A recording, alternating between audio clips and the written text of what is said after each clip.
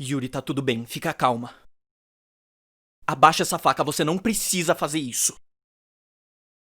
Ufa, assim é bem melhor.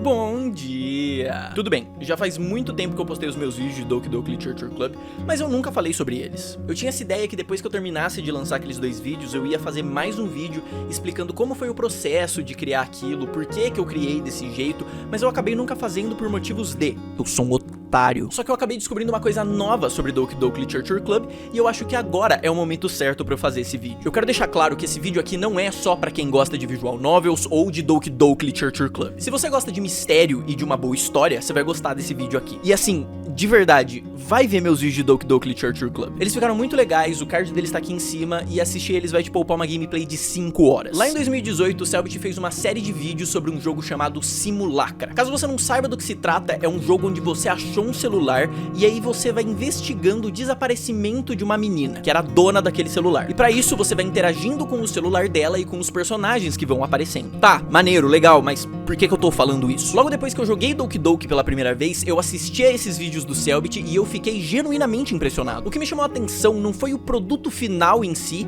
mas foi o vídeo Os Segredos de Simulacra. Lá o Cellbit conta que o que fez ele criar esses vídeos foi o fato dele não ter gostado do final do jogo. E ele viu que isso era o desperdício de uma história que tinha muito potencial. Então, ele decidiu pegar as melhores partes do jogo e criar uma história a ele mesmo. Novamente, por que eu estou falando isso? Porque é quase o mesmo motivo que me fez fazer meus vídeos de Doki Doki Literature Club. Veja, não é que eu não gostei do final de Doki Doki. O que acontece é que esse jogo é feito para um nicho muito específico. As únicas pessoas que vão jogar eles são pessoas que já consomem visual novels, que não é o meu caso, e as pessoas que vão ficar 5 horas lendo um diálogo só pra ver o que acontece. Esse sim é o meu caso. O que me chama a atenção em qualquer jogo e em qualquer tipo de jogo é a história que ele conta. Então mesmo Doki Doki sendo a única visual novel que eu joguei na minha vida, eu não desisti dela depois da primeira hora jogando sem nada acontecer. As mensagens no começo do jogo, falando que ele era um jogo perturbador, já me entregava que alguma coisa ia acontecer. Eu só não sabia o que ia acontecer. Então eu continuei jogando até ver o quanto essa história é de fato incrível e maravilhosamente bem feita. E quando eu descubro alguma coisa assim, eu quero mostrar pra todo mundo. Mas aí eu me deparei com 2 problemas.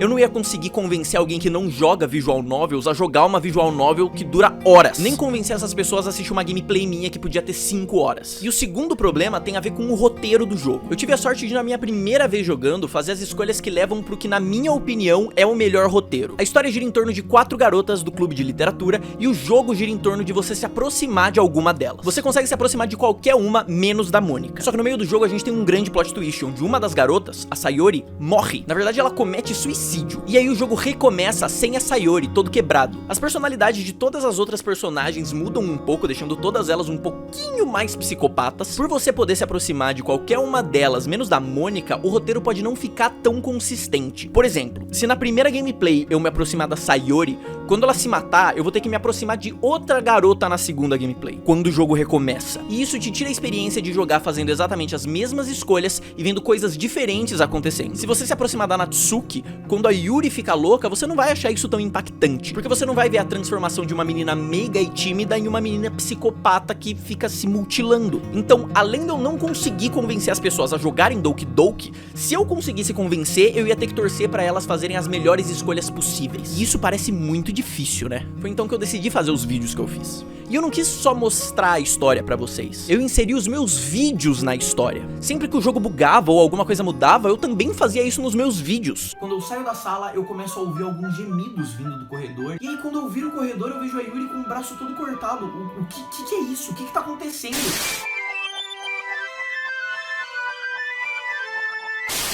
Depois de um tempo, a Yuri volta com a água. Ela era parte do jogo e aí ela se matou. Eu fiz ela se matar. Não, eu não fiz ela se matar. Foi a Mônica que fez ela se matar. Desde o começo ela tava mexendo com o jogo. Desde o começo ela tava mexendo com o vídeo. E esses 2 vídeos de Doki Doki são a coisa que eu mais me orgulho de ter feito, mesmo tendo outros vídeos com muito mais retorno do que esses 2 tiveram. A história que eu conto nos meus vídeos de Doki Doki é uma história que eu fiz. Então mesmo que 3 pessoas assistissem, não ia ter problema, porque eu fiz aquilo pra mim. E por que eu tô falando tudo isso? Aperte os cintos, porque a gente vai descer pela toca do coelho. Última chance. Essa é a sua última chance de jogar Doki Doki ou de assistir os meus vídeos caso você ainda não tenha feito isso. Você tá aqui ainda, né? Então tá bom, vamos recapitular, assim você entende tudo. Doki Doki Literature Club é uma visual novel onde você interage com 4 garotas: Natsuki, Yuri, Sayori e Mônica. O jogo gira em torno de um clube de literatura onde nós escrevemos poemas e compartilhamos uns com os outros. O jogo parece um simulador de namoro comum, até que no fim do primeiro ato, a nossa amiga de infância, a Sayori, acaba se matando. Depois disso, o jogo recomeça, mas não é do jeito certo. O jogo tá todo bugado, as personagens ficaram razoavelmente psicopatas e todo mundo age como se a Sayori nunca tivesse existido. Conforme a gente avança nessa história, a gente descobre que a Mônica, que é presidente do clube de literatura, sabe que ela tá em um jogo e ela tá obcecada por nós, pelo jogador. E é ela quem tá deixando tudo bugado, tudo quebrado. A gente descobre que foi ela quem fez a Sayori se matar. E foi ela também que fez com que as personalidades das outras personagens ficassem mais doentias. Ela tem controle sobre o jogo. Ela acaba apagando os arquivos das outras personagens, que é a mesma coisa que ela fez com a Sayori no final da primeira gameplay, para que essas outras personagens fossem deixando de existir. No final, quando a gente tá preso em uma realidade só com ela, a gente deleta o arquivo de personagem dela também. Isso faz com que todas as personagens voltem pro jogo, menos a Mônica. Então, a Sayori agora é a presidente do clube de literatura e parece que a gente tem um final feliz. Mas então, a Sayori também fica obcecada pela gente. Ela sabe tudo o que aconteceu. Ela sabe que ela foi deletada, ela sabe que as outras personagens foram deletadas e ela sabe que agora o jogo está normal. Como se todas as personagens que virassem a presidente do clube adquirissem a consciência de que elas estão em um jogo. Pra finalizar, a Mônica ressurge das cinzas e destrói o jogo enquanto canta uma música pra gente. Ok, parece uma boa história, mas não tem nada de novo aqui. Bom, agora eu vou começar a deixar as coisas interessantes. Na segunda gameplay do jogo, quando ele tá todo bugado, alguns poemas secretos vão aparecer pra você. Em cada gameplay é um poema que pode aparecer pra você. Então pra você ver todos os poemas, você precisa jogar o jogo todo mais de uma vez. Mas um desses poemas tem a chave que vai instigar a gente a ir atrás de um mistério. É esse poema aqui. Ele tá completamente riscado e a gente só consegue ler algumas letras que formam a frase Nothing is real. Isso sozinho não é nada demais, nem chama tanta atenção. Passa batido pela maioria dos jogadores que jogam Doki Doki Literature Club. É só mais um poema sinistro que aparece na segunda parte do jogo. Mas se por algum motivo você for curioso o suficiente pra jogar essa imagem no Photoshop e aumentar o brilho dela ao máximo, você vai encontrar isso aqui: batimento cardíaco irregular, palpitações, arritmia. Eu procuro e procuro. Meus olhos procuram por tudo que eu consigo achar em seus sintomas. O que é isso? Falta de ar? Dor no peito? Tontura? Não, tá tudo errado. Os sintomas da Elissa não estão nem perto de serem simples assim. Eu já vi 2 vezes agora. Os gritos de dor, uma pele pálida como a de um doente, vomitando sangue. Não existe outra explicação, senão que as informações do Renier eram mentiras. Isso não pode ser só uma coincidência. Não é possível. Eu não sei quanto o Renier tá por trás disso, mas eu sei isso. Tem algo horrivelmente errado com essa família. E eu aceitei o convite para me tornar parte disso. Eu consigo ouvir os gritos da Elissa pelas paredes. Eu escuto sem poder fazer nada. Renier disse que ele estaria com ela logo. Ele tá no quarto dela agora, porque ela tá gritando ainda mais alto do que antes. É agora que você fica em choque. Essa carta tava escondida dentro do game o tempo todo e ela nem tem a ver com a história. Pelo menos, não com essa história. Essa carta parece ter sido escrita por um médico ou por uma pessoa que entende minimamente de medicina. Essa pessoa tá descrevendo os sintomas de um grupo de pessoas, ou como ele mesmo chama, de uma família. Família essa que o autor da carta se juntou. Outro detalhe importante é a garota mencionada na carta. Ele fala dela como se ela fizesse parte de um experimento e como se ele ajudasse a conduzir o experimento que estão fazendo com ela. Essa história parece muito complexa para ser só um easter egg jogado dentro do jogo. Parece que tudo faz parte de algo maior. A parte triste é que agora a gente tá em um beco sem saída, certo? Não exatamente.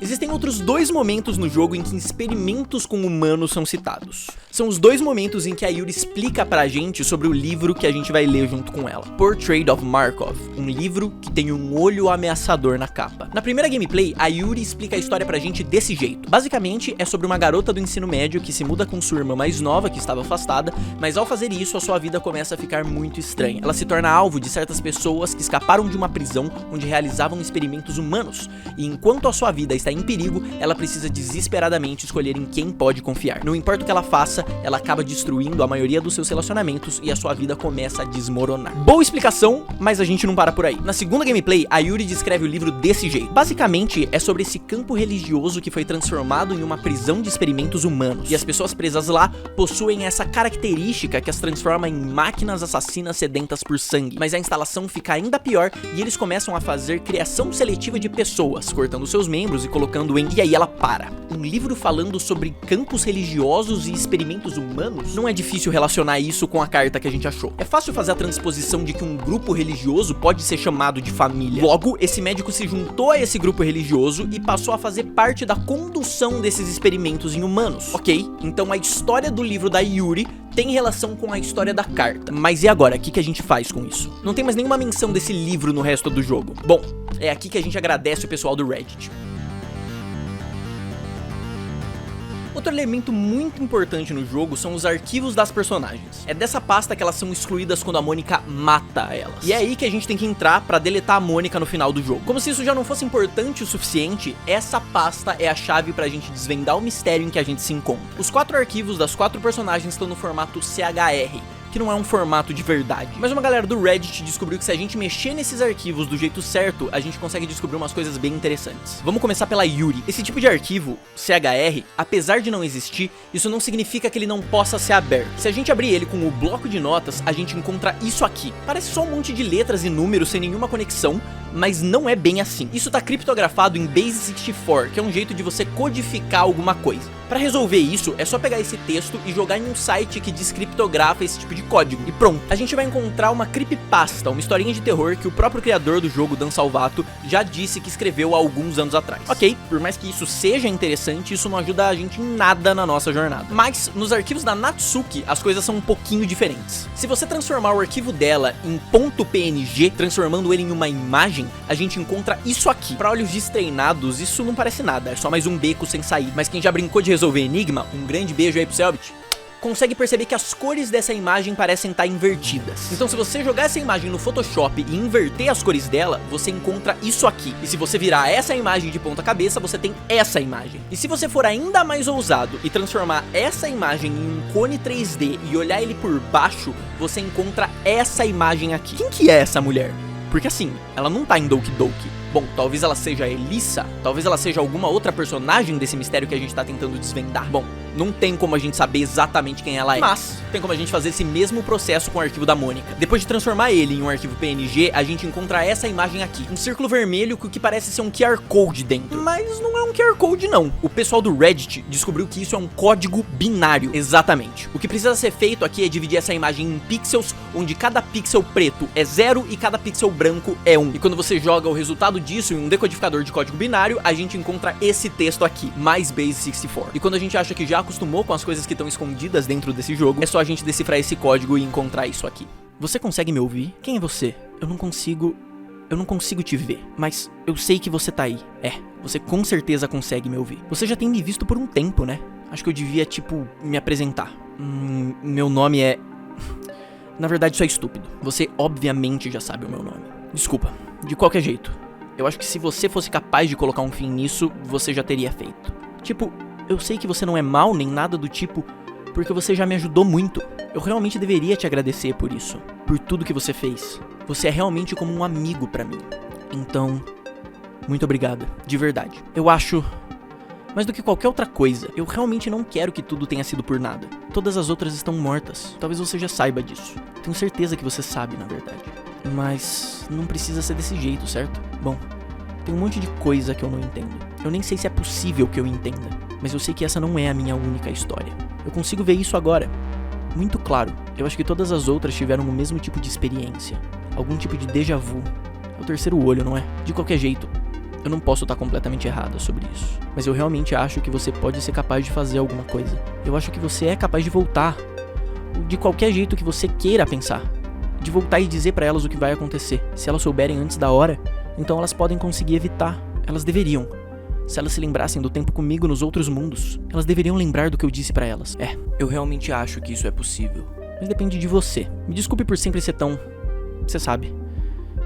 Esquece. Eu sei que isso é errado. Essa é a minha história. É hora de ser uma puta heroína. Nós dois, 2018. Ok? Isso é no mínimo um soco na boca por vários motivos diferentes. O primeiro deles é, seja lá qual for a história que a Team Salvato, a produtora do jogo, queria contar pra gente, essa história aconteceria em 2018. A gente já tá em 2020 e nada dessa história existiu. Então a gente pode assumir que alguma coisa pode ter dado errado no processo e essa história nunca chegue a existir. Mas assim, a gente não vai desistir por causa disso, porque se um dia essa história chegar a acontecer, a gente vai ter resolvido esse enigma. O jeito que a pessoa desse texto fala com a gente, como se a gente já tivesse interagido com essa pessoa antes, só pode significar uma coisa. Esse texto é da Mônica, a única personagem que realmente interage com a gente durante o jogo. E quando eu digo a gente, é a gente mesmo, não é o nosso personagem. O que é estranho e que comprova que realmente tem alguma outra história acontecendo aqui é que a Mônica fala sobre os tempos que ela viveu em outros mundos, onde ela não tava sozinha, ela tava com as outras personagens de Doki Doki, que segundo a Mônica, já estão mortas. Ela também diz que se tivesse como a gente parar o que tá acontecendo, a gente já teria parado. E é verdade,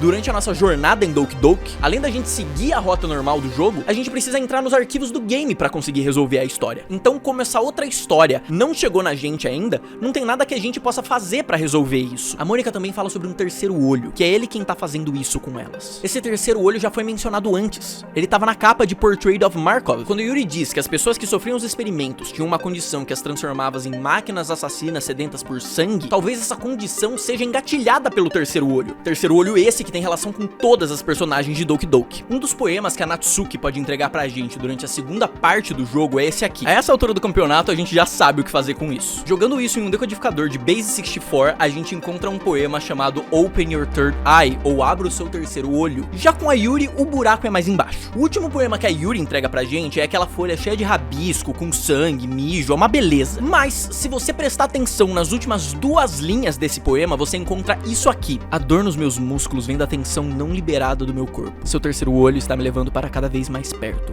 Ok, 3 das 4 personagens apresentam alguma relação com o terceiro olho. Mas essa Yuri? Bom, a parte dela é de longe a mais difícil de decifrar. O arquivo de personagem dela tem que ser transformado em um arquivo OGG, que é um tipo de arquivo de áudio. Se você escutar esse áudio, você encontra isso aqui.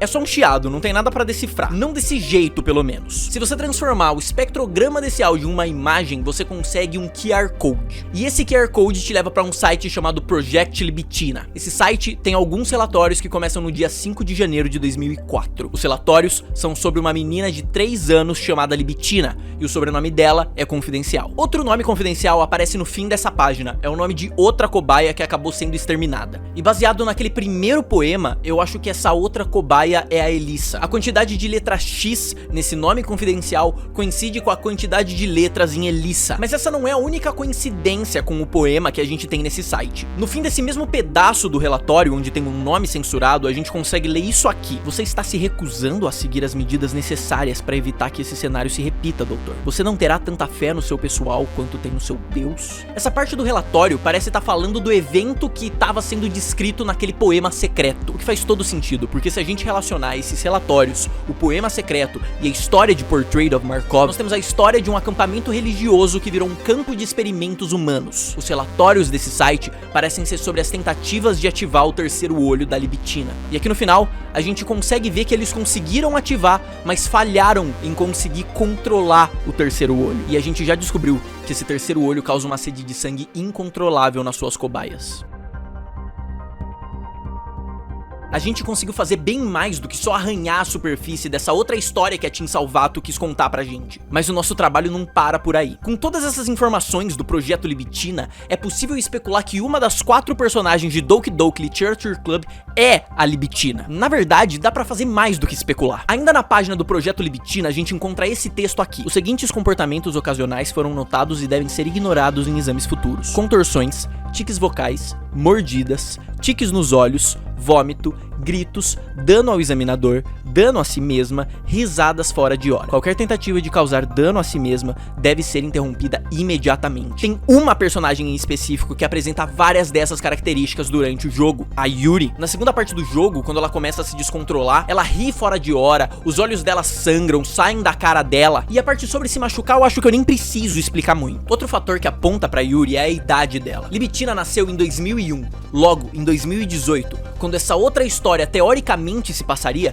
Libitina teria 17 anos. Yuri é a única personagem que tá no último ano do ensino médio, então ela é a única personagem que tem idade suficiente pra ser a Libitina. Tá, você pode achar isso muito pouco, muito nada demais, e eu te entendo. Parece aquelas teorias, tipo a do Chaves estar em um purgatório e que cada personagem representa um pecado capital. Dá pra fazer a conexão, mas não significa que seja verdade. Então, eu vos apresento a prova final. Na antiga loja de produtos de Doki Doki Literature Club, você podia encontrar essas 4 imagens. Nessas fotos, todas as personagens parecem estar amarradas por uma linha vermelha. Todas, menos a Yuri. Na verdade, parece que é da flor do peito dela que essas linhas estão saindo. E como se isso não bastasse, nós temos a cereja no topo do bolo. Outro pôster que você podia encontrar na loja é esse aqui. A Yuri sentada, de um jeito extremamente confiante que a gente nunca viu antes durante o jogo inteiro, do lado de um pôster. Um desenho, na verdade. Um desenho de um olho. O olho que aparece na capa de Portrait of Darkov. O olho que aparece nos poemas secretos das garotas.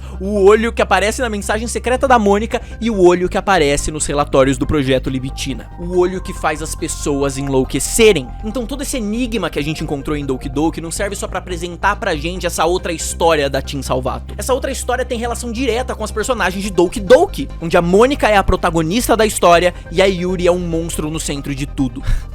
Essa foi de fuder, meu amigo. Eu descobri tudo isso simplesmente porque eu queria fazer um vídeo sobre o financiamento coletivo do Cellbit pro jogo dele. Aí eu tava pesquisando sobre Doki Doki, já que os meus vídeos de Doki Doki só existiam por causa do Cellbit, aí eu ia fazer toda uma relação entre Doki Doki e o Cellbit. E eu achei esse iceberg gigante embaixo dessa história que eu já amava. Agora eu amo 300 vezes mais. Doki Doki tá no meu top 3 jogos favoritos. E meu Deus, mano, como eu quero que a Team Salvato produza esse jogo. Mano, muito obrigado por ter visto esse vídeo até aqui. O meu nome é Nicolas, esse é o canal Terça Aleatória. É o canal que não tem compromisso nenhum com porcaria nenhuma. Eu espero de verdade que você tenha gostado, porque deu muito trabalho fazer isso aqui. Manda esse vídeo pra algum amigo, mostra pra ele essa história incrível que tava escondida dentro desse jogo que parecia só um jogo waifu. Waifu? É assim que fala? Não sei. Jogo... Aquelas meninas com roupinha de escola japonesa que é muito assustador se você parar pra pensar. Tem muito adulto que fica se vestindo desse jeito ou que gosta de ver gente vestida desse jeito. Mas não é essa crítica que a gente tá fazendo aqui, não. Então manda pra alguém pra ele ver como essa história tem muito mais do que parece ter. E até a próxima. Beijos de luz.